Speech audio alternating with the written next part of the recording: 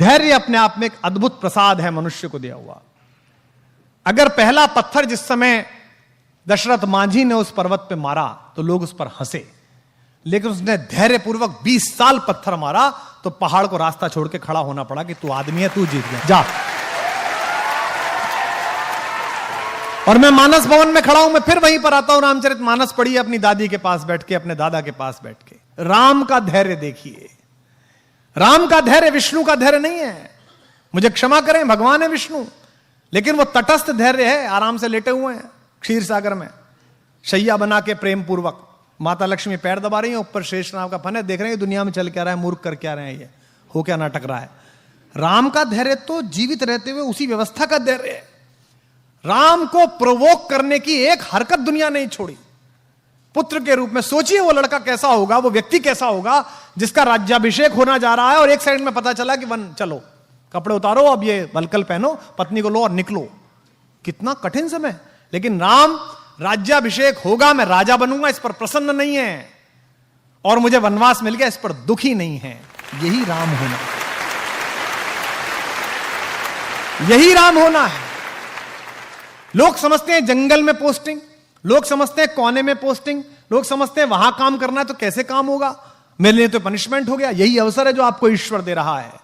दशरथ के पुत्र राम जब तक अयोध्या में रहे युवराज राम कहलाए, श्री राम कहलाए, और जब जंगल जाकर लौटे तो मर्यादा पुरुषोत्तम भगवान राम कहलाए।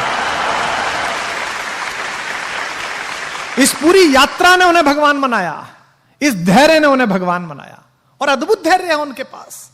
उनका अपमान करके कोई चला जाता है, वो धैर्य के साथ मुस्कुराते रहते हैं। उनकी पत्नी का हरण हो जाता है, उसके बाद भी वो धैर्यपूर्वक पूरी व्यवस्था करते हैं। और एक बात सोचना आप सब लोग, राम, मैं अक्सर इस बात पर बहुत अंदर तक थ्रिल रहता हूं।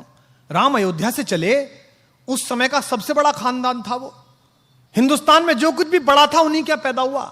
इक्ष्वाकु, अज, रघु, दिलीप, पुररवा, ययाति, नहुष, दशरथ, सब बड़े आदमी उन्हीं क्या। भारत का नाम जिस पर रखा गया वे भी उन्हीं क्या पैदा हुए, भरत, सब उन्हीं क्या पैदा हुए। लेकिन उसके बाद भी जब राम एक वलकल पहनकर चले तो रास्ते भर में राजाओं को भी तो पता चला होगा कि भाई दशरथ का लड़का जा रहा है, वो भी तो मिलने आना चाहते होंगे। राम उनसे सहायता भी ले सकते थे। जिस पंचवटी में मां सीता का हरण हुआ है वो तो उनकी नंदसाल के बिल्कुल बगल में है, कौशल प्रदेश में, रायपुर में, वो बिल्कुल बगल में थे। वो अपने नाना से कह सकते थे, अपने मामा से कह सकते थे कि साहब आप जरा मेरी सहायता करो, मेरी पत्नी का अपहरण हो गया, सेना दे दो जरा, मैं चलूंगा। उन्होंने ऐसा नहीं किया। उन्होंने एक भी राजा को अपने साथ नहीं लिया।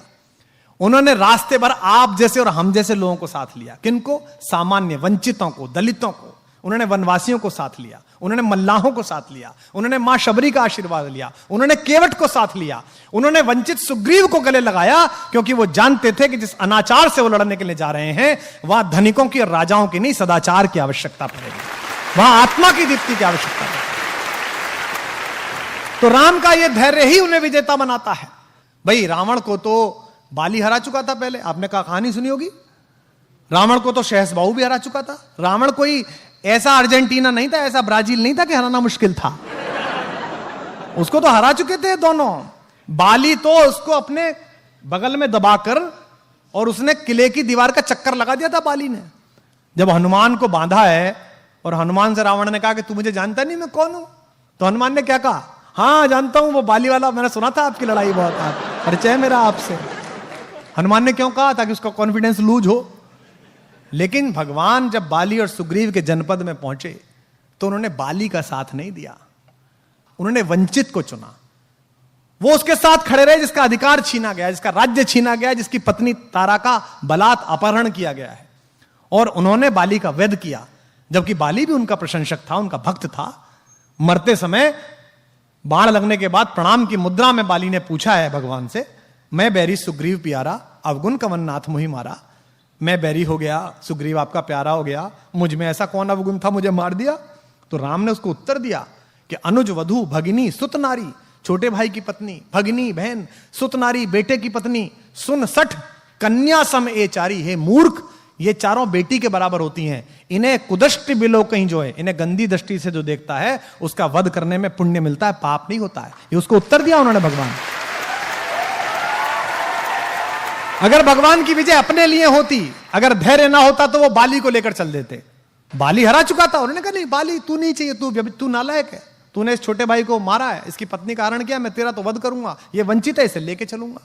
तो राम ने क्या किया, राम के साथ जितने लोग हैं, राम का धैर्य अद्भुत है। और यहां जो अध्यापक है उनसे निवेदन है, राम की लीडरशिप क्वालिटी अद्भुत है। राम ऐसे ही राम नहीं बने हैं।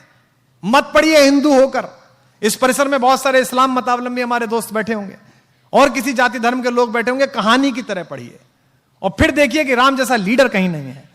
वो उस व्यक्ति की क्वालिटी को डेवलप करते हैं, उसे इंस्ट्रक्ट नहीं करते। उन्होंने सुग्रीव की क्वालिटी को डेवलप किया। एक ऐसा डिप्रेस आदमी जिसकी पत्नी का हरण हो गया, जिसका राज्य छीन लिया गया, भाई ने लात मार के भगा दिया, उसको उन्होंने कल्टीवेट किया और सुग्रीव महारथी के रूप में बना। और उस युद्ध में सुग्रीव की महत्वपूर्ण भूमिका रही। जिस समय हनुमान लंका के लिए रवाना हुए हैं, आप रामचरितमानस पढ़िए, अध्यात्म रामायण पढ़िए, श्रीमद् वाल्मीकि रामायण पढ़िए, कम्मन की रामायण पढ़िए, कहीं नहीं लिखा हुआ कि उन्होंने हनुमान से क्या कहा कि तुम क्या करना। आज हम कितने फ्रस्ट्रेटेड हैं। आज हम लीडरशिप डेवलपमेंट की बात करते हैं, हम ड्राइवर को एक जगह भेजते हैं सामान लेने के लिए, 5 बार बताते हैं उसे, क्योंकि हमें उस पर भरोसा नहीं है, हम उसकी लीडरशिप डेवलप नहीं होने देना चाहते। राम लीडरशिप डेवलप करते हैं। राम ने हनुमान को नहीं बताया कि तुम्हें वहां जाके क्या करना है, उन्होंने कहा बस जाकर देख कर आओ कि सीता कैसी है, कहां है, और उन्हें आश्वस्त करके आओ कि मैं आऊंगा। 2 बातें। इसके बाद का जो पूरा घटनाक्रम है, छोटा सा रूप बनाना, अंदर जाना, लंकिनी को मारना, मां सीता को वो मुद्रिका देना, फल खाना, खुद ही गिरफ्तार हो जाना, आग लगा देना। आग लगाना मतलब वो राम का विजिटिंग कार्ड दे के आए। हाँ, मतलब बता के आए वो कि जो आ रहा है हम उसका कार्ड है। मैनेजमेंट का बेस्ट उदाहरण है हनुमान। एम्प्लॉयर का 1 रुपया खर्च नहीं कराते वो, 1 पैसा नहीं। भगवान ने कहा कि वहां जाओ, खुद ही टेक ऑफ, खुद ही लैंडिंग, और सारा पैसा हनुमान का, उसका रावण का। भाई हनुमान जबरदस्ती गिरफ्तार हुए स्वयं में देखने के लिए कि कौन है, तो कहा गया भाई इसकी बानर को पूंछ से बहुत प्यार होता है, इसकी पूंछ पे कपड़ा बांध दो। कपड़ा किसका? रावण का। बोले इस पे तेल लगाओ, तेल किसका? रावण का। जली किसकी?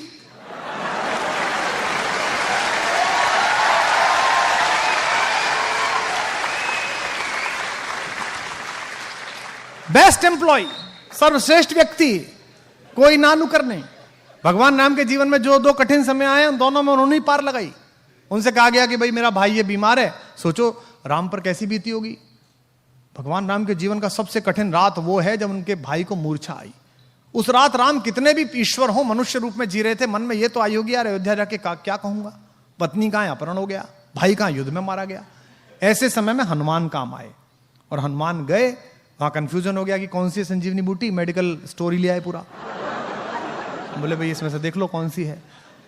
तो 2 बातें हुई, पहली हुई जिज्ञासा, दूसरी हुई धैर्य, तीसरी हुई आपको क्राफ्ट करने वाले लोगों में कि आप लीडरशिप डेवलप करेंगे, आपके अंदर नेतृत्व की क्षमता डेवलप हो। और नेतृत्व की क्षमता का शिक्षा से कोई मतलब नहीं है। मैंने निजी रूप से जाना है, मैंने एक बहुत कम शिक्षित 5वीं पास व्यक्ति के साथ आंदोलन किया है उनके नेतृत्व में, और मैंने तथाकथित एक बहुत बड़े पढ़े लिखे के साथ राजनीति करी है।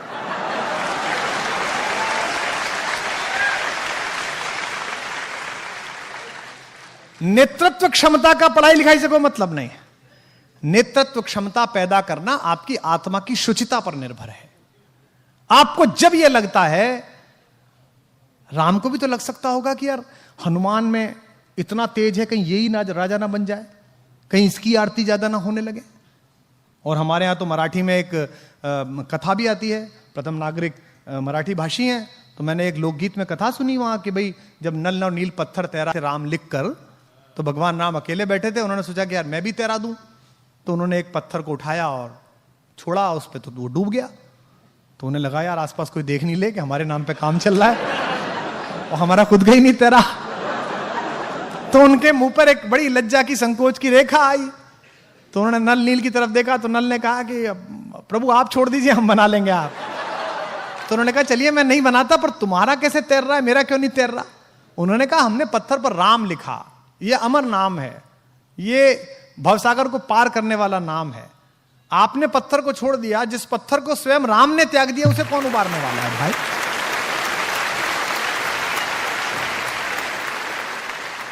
तो लीडरशिप इस बात से निर्भर होती है कि आप इस बात में कितना विश्वास करते हैं कि ईश्वर द्वारा तय किया गया मेरा भाग्य किसी मनुष्य के निपटाने से, खत्म करने से, बढ़ाने से ना बढ़ेगा ना घटेगा।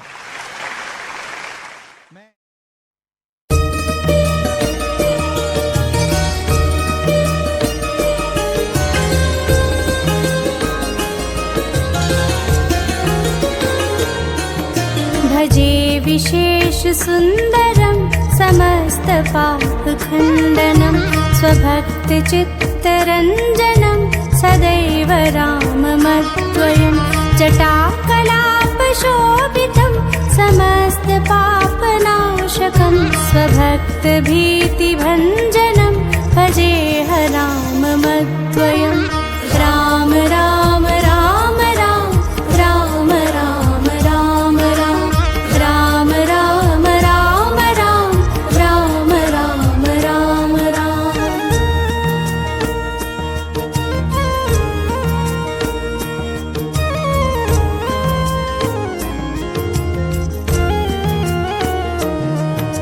निजस्वरूप बोधकं कृपाकरं भवापहं समं शिवं निरञ्जनं भजेह राममद्वयम्।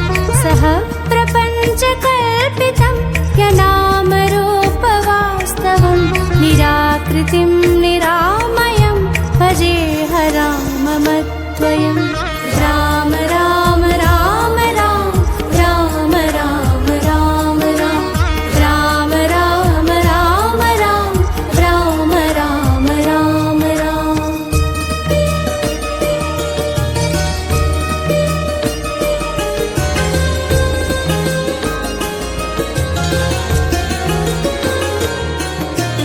निष्प्रपञ्च निर्विकल्प निर्मलं निरामयं चिदेकरूपसन्ततं भजेह राममद्वयम्। भवाब्धिपोतरूपकं यशेषदेहकल्पितं गुणाकरं कृपाकरं भजेह राममद्वयम्। राम राम राम राम राम राम राम राम राम राम राम राम राम राम राम राम।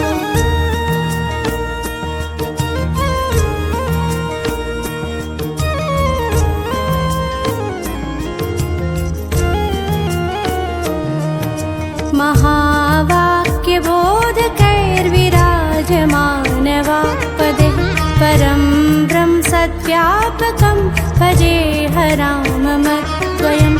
शिवप्रदं सुखप्रदं भवच्छिदं भ्रमापहं विराजमानदेशिकं भजेह राममद्वयम्। राम राम राम राम राम राम राम राम राम राम राम राम राम राम राम।